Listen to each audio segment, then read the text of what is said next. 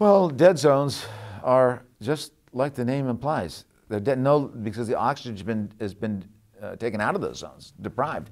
Nothing can live without oxygen. So you have dead zones the size of like the state of Connecticut. I mean, and you have these, and whenever you have an overuse of nitrogen-based fertilizer. Remember, we have so abused and exploited our soil that we had to put nitrogen on it to keep growing these industrial crops. Put that in, well, what happens? Rain comes, washes it into the rivers.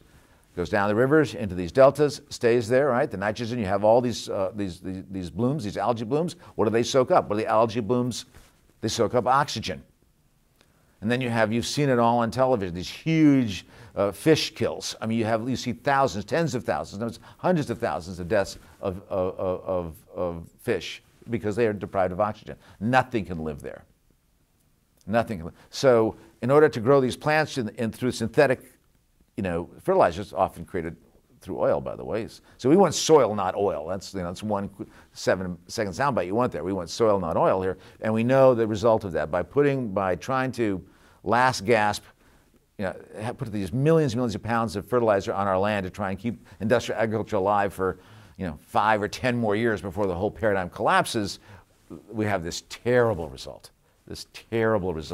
Which is the deprivation of oxygen in these huge areas called dead zones, and where nothing can live at all. It's really a chilling kind of metaphor, too, for what I call the culture of death. Not only are we killing everything with our biocides, pesticides so-called, but we're also killing so much through this use of synthetic fertilizers.